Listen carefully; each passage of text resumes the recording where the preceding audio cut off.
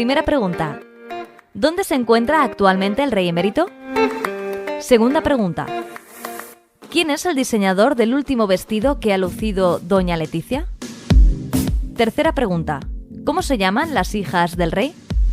Toda esta información que la prensa rosa nos da y que con ella podríamos decir que conocemos la corona, conocemos la institución perfectamente, no nos sirve para nada a los opositores. Tenemos que acudir directamente al título segundo de la Constitución Española de 1978, que lleva por rúbrica de la corona y que engloba los artículos 56 a 65. Muy pocos artículos, pero como decíamos al inicio, muy complejos. ¿Por qué?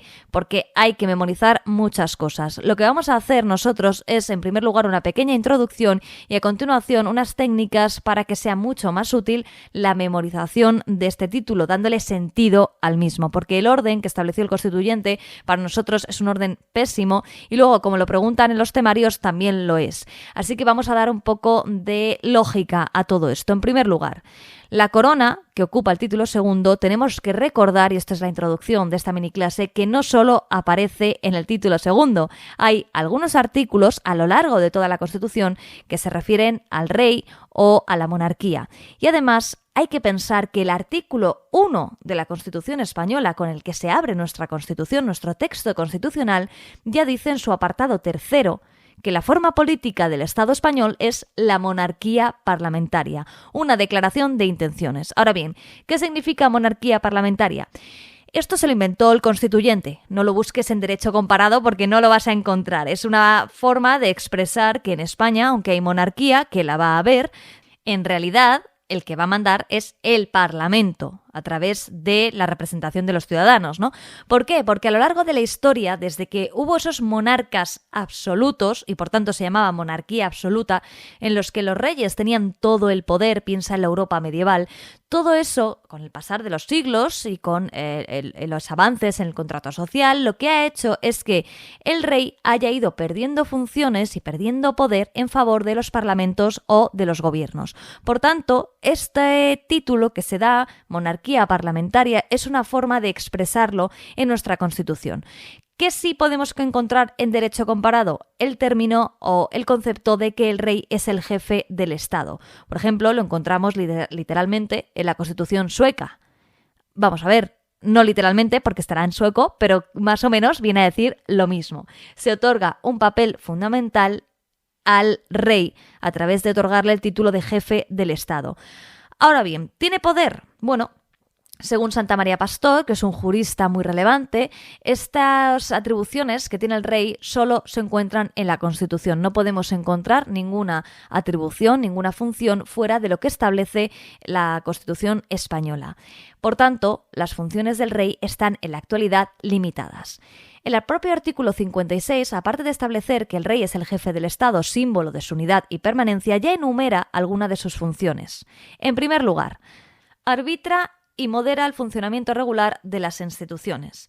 Asume la más alta representación del Estado español en las relaciones internacionales y ejerce las funciones que le atribuyen la Constitución y las leyes, que ya hemos anunciado que solo la Constitución. Bien, dicho esto, consideramos que lo más útil es pasar directamente al artículo 62 y al artículo 63, porque en ellos vamos a encontrar las funciones del rey. Así que del artículo 56 pasa directamente al artículo 62. Y es más, te recomendamos que sigas la división que hace la doctrina acerca de cuáles son las funciones del rey. Las divide en 5. En primer lugar, funciones de influencia. Son aquellas derivadas de su estatus de jefe del Estado, atribuciones ancladas en su autoridad que se ejercitan con independencia de cualquier otro órgano o poder del Estado. ¿Cuáles son? Por ejemplo, ejercer el derecho de gracia, por ejemplo, el alto patronazgo de las Reales Academias o el mando supremo de las Fuerzas Armadas. En segundo lugar, encontraríamos funciones que llamamos de relaciones, a través de las cuales se complementan o perfeccionan actos de otros órganos del Estado. Si las de influencia son exclusivas del rey, que las puede hacer independientemente de los demás, estas son para que otros órganos funcionen bien. En esta categoría podríamos meter las funciones relacionadas con las Cortes Generales, como sancionar y promulgar las leyes.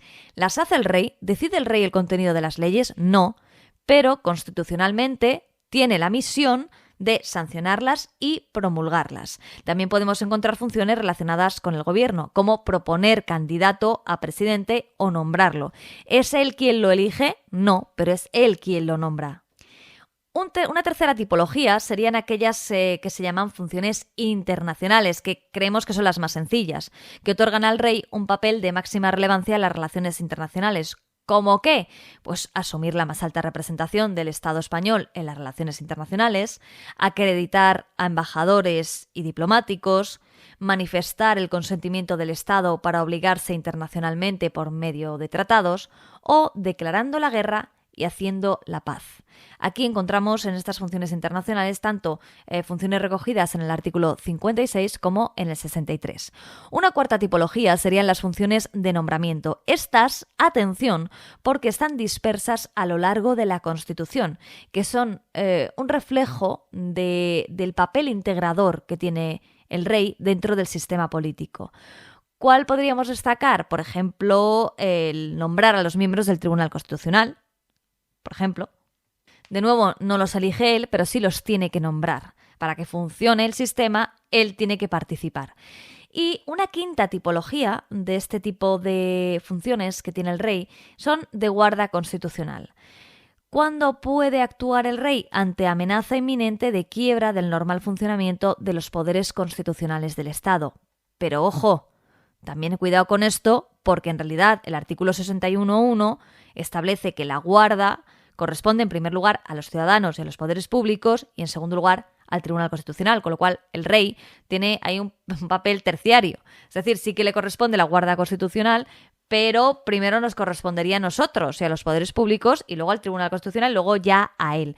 Así podemos ver que las funciones del rey, que es algo que a la mayoría de los opositores nos crea bastante inseguridad, si las dividimos en estas 5 categorías vamos a ir sacando todas ellas. Ya tendríamos el artículo 56, artículo 62 y artículo 63.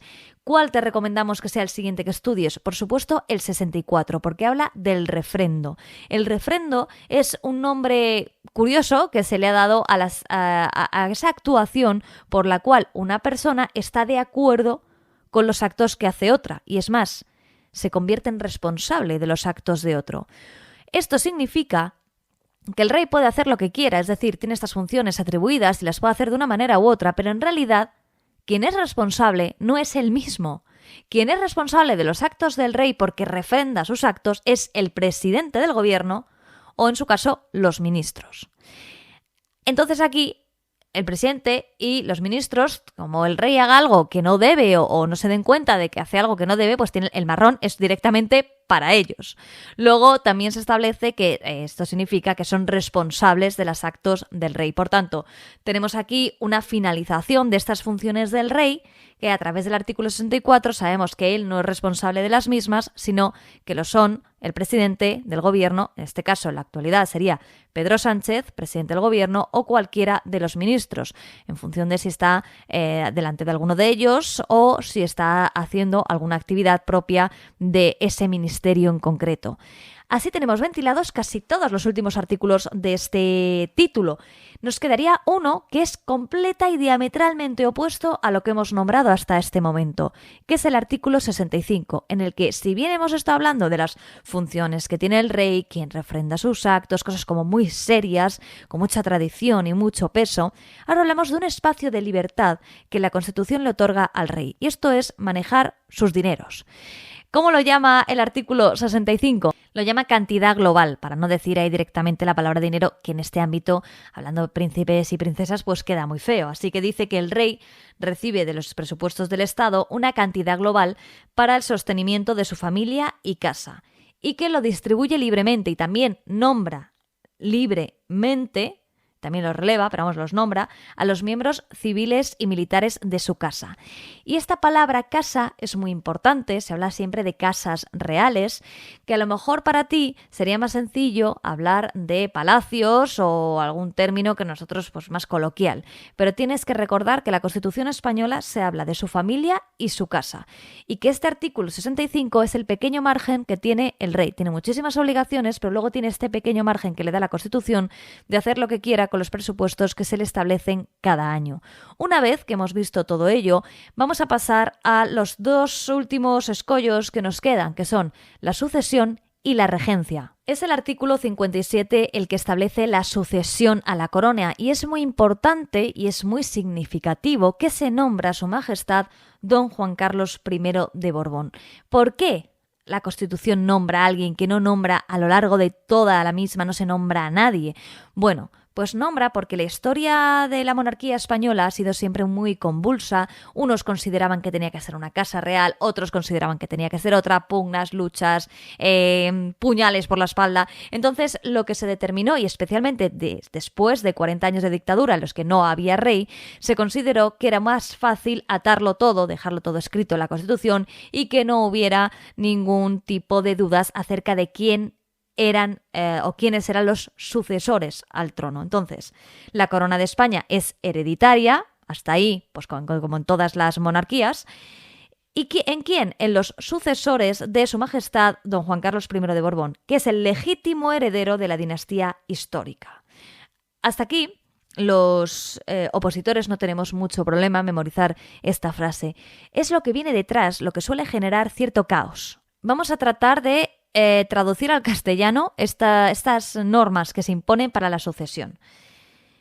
La sucesión en el trono seguirá el orden regular de primogenitura y representación. ¿Esto qué quiere decir? El primogénito, el primero que nace. Es el orden regular, bueno, pues como en todas las familias. El primero que nace, por ejemplo, la mía siempre es más importante que los que venimos después. El orden regular de primogenitura y representación. Y ahora, siendo preferido el qué. Y es que esto, aunque a nosotros nos cuesta entenderlo, ha habido tantas situaciones a lo largo de la historia de nuestra monarquía que es importante que lo dejaran por escrito. ¿Cómo es? Bueno, pues en primer lugar, siempre la línea anterior a las posteriores, algo muy importante. Ahora bien, en la misma línea, el grado más próximo al más lejano. Es decir, el primo más cercano al más lejano. Porque si nos estamos poniendo a que va a ser o va a ostentar la corona de España, pues bueno, creo que hay una peli que se llama Princesa por sorpresa, en la que todas las líneas más próximas morían al hacer una foto común de la Casa Real y le llamaban a ella que era pues muy lejana. Esto es muy importante recordarlo. Siempre la línea anterior a la posterior y en la misma línea el grado más próximo, si pueden ser los hijos, mejor, si no los primos, se va ampliando, al más remoto. Ahora, dentro de el grado más próximo, el varón a la mujer. Y aquí, bueno, esto en la actualidad, esta redacción de este artículo, la verdad es que hace mucho daño. En el mismo grado, el varón a la mujer. De hecho, el Consejo de Estado ya en su informe de 2006 recomendó que esto no podía estar más tiempo en la Constitución. Pero bueno, aquí sigue. Y por último, en el mismo sexo, es decir, si hay dos varones o dos mujeres, pues la persona de más edad a la de menos. ¿Esto qué es? Por si acaso el primogénito no está, se ha muerto, por lo que sea, pues entonces al que tiene más edad se preferirá a que al que tiene menos. ¿Cuántas películas hemos visto en las que el hijo pequeño o la hija pequeña es quien en realidad quiere ostentar el trono y el mayor al que le corresponde el papel no quiere? De hecho, la serie, creo que es The Crown, esa es la que refleja mejor esto, ¿no? Esa hermana que siempre ha querido representar el papel, pero al final la corona no le corresponde a ella y la que tiene que ser reina no quiere. Bueno, en fin, que esto es muy típico y se queda todo por escrito para que nadie deje de cumplir con su labor. Ahora bien, ¿qué pasa si no hay absolutamente nadie para ser el rey o la reina? Es decir, si peor que en Princesa por sorpresa, si no hay ningún pariente remoto lejano por ahí que pueda ser rey. Bueno, pues esto lo llaman en la Constitución extinguidas todas las líneas llamadas en derecho, que quiere decir eso, que no hay nadie de la familia, en este caso Borbón. ¿Qué se hará? Pues las Cortes Generales proveerán a la sucesión en la corona en la forma que más convenga a los intereses de España. Y ojo, porque el punto siguiente es el más gossip de toda esta parte de la Constitución. Dice que aquellas personas que teniendo derecho a la sucesión en el trono, por ejemplo, don Felipe en su época, contrajese matrimonio contra la expresa prohibición del rey de las Cortes Generales, quedarán excluidas en la sucesión a la corona. Es decir, si don Felipe en sus épocas mozas se enamora de la entonces Leticia, actual doña Leticia, pero alguien hubiera dicho que no podía casarse con una plebeya, Fijaos qué trascendencia tiene esto, cómo nos gusta esta parte. Implicaría que se hubiera quedado sin reinar. Entonces, ojo, porque lo normal es que don Felipe se hubiera enamorado de una princesa y no hubiera habido mayores problemas, pero se enamoró de una plebeya. Y por tanto, tuvo que dar su beneplácito, por lo que aquí podemos entender, tanto en ese momento el rey, su padre, como las Cortes Generales. Bueno, a lo mejor las Cortes Generales no tuvieron nada que decir. Pero fijaos la importancia que tiene cada detallito de la Constitución. Seguramente don Felipe estaría en sus aposentos mirando este artículo y diciendo y suspirando y esperando que le dejaran casarse con doña Leticia. El siguiente artículo, que es el artículo 58, no nos hace ya tanta gracia porque dice que la reina consorte o el consorte de la reina no podrá asumir funciones constitucionales salvo lo dispuesto para la regencia. ¿Esto qué quiere decir? Que atan de manos y pies, en este caso, a doña Leticia. No puede hacer nada de las funciones que tiene atribuido el rey, así se separa.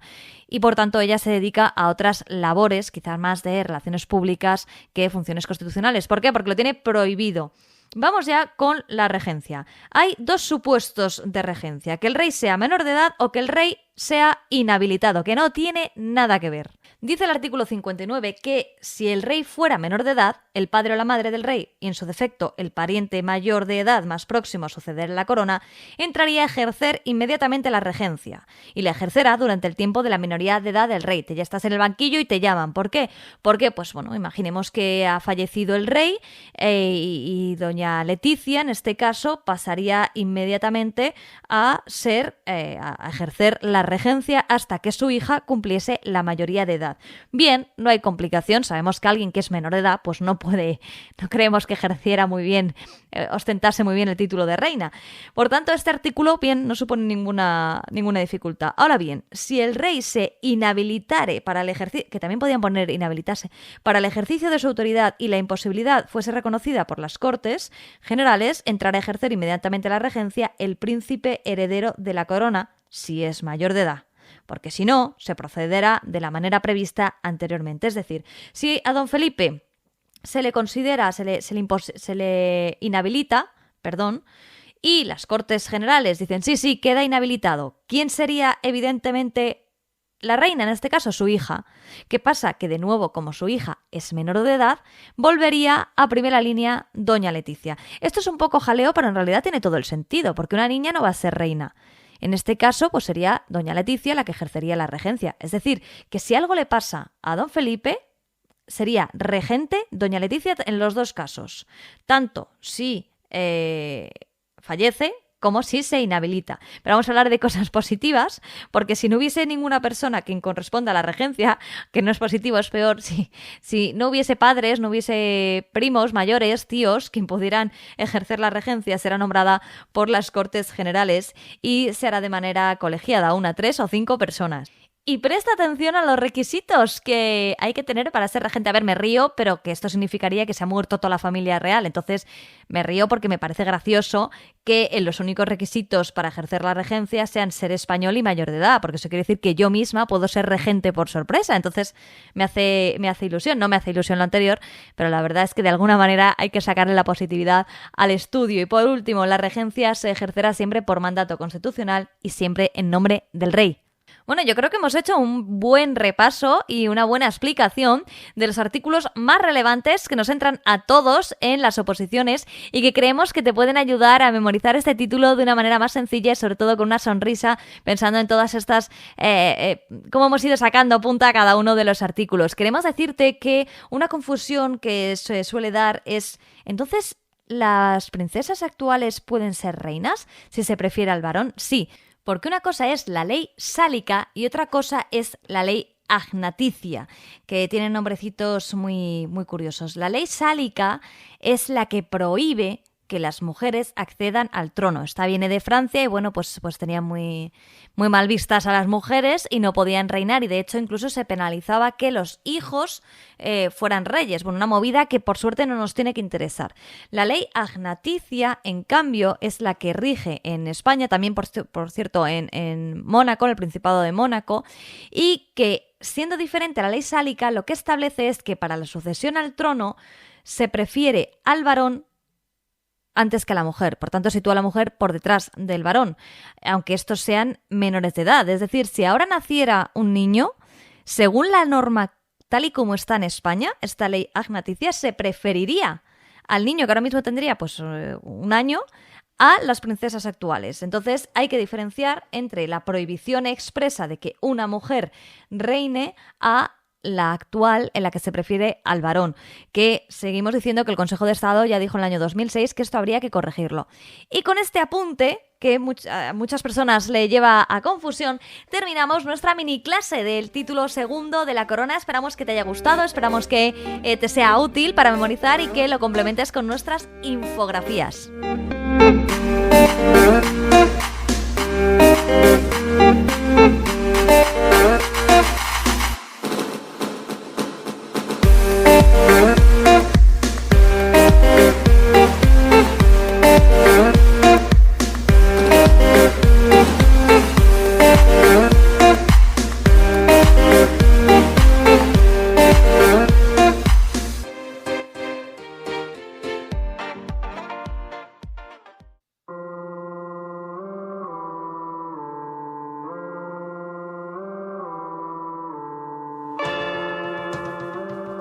Acabamos este programa inaugurando una nueva sección, Visto en Redes. Cada semana vamos a seleccionar uno de los tweets o de las publicaciones de Facebook, incluso de las publicaciones de Instagram que más nos hayan llamado la atención al conjunto de los que hacemos la radio del opositor, y vamos a comentarlo. En esta ocasión ha sido un tuit que pone Julia, @JuliaCDB9, que dice: hola, @opositatest. Que aparezca el número de opositores que está haciendo test a la vez que tú solo sirve para crear ansiedad e inseguridad. ¿Por qué hemos elegido este tuit? Porque de primeras nos ha parecido totalmente correcta la afirmación que hacía Julia y entendemos el grado de ansiedad e inseguridad que le da a ella el saber la cantidad de gente que está haciendo los test a la vez. Pero tras una conversación con el conjunto del equipo, lo cierto es que el día del examen no vas a estar solo y tranquilamente haciendo el test, sino que va a haber mucha más gente a la vez que tú haciendo el test. Y esa sensación de ansiedad y de inseguridad la tienes que haber superado a la hora de llegar al examen. De manera que no es que nosotros tengamos nada que ver con Opositatest, pero lo cierto es que te ponen en situación con respecto al examen. Cuéntanos qué opinas tú de esta afirmación que acabamos de hacer, si la crees correcta o crees que nos equivocamos, por nuestras redes, @la radio del opositor o @radioopositor. Incluso puedes escribirnos, como ya sabes, a laradiodelopositor@gmail.com. Muchas gracias por estar con nosotros en este programa número 54. Muchas gracias por compartir nuestras publicaciones y por darle a me gusta a estas infografías que estamos haciendo y estos recursos para los opositores. Esperamos que te sean muy útiles. Cuídate, porque las convocatorias de la mayoría de oposiciones están al caer, así que no te contagies, para poder estudiar tranquilamente y para poder acudir al examen. Como siempre, muchas gracias a Aude Oposiciones, porque el conocimiento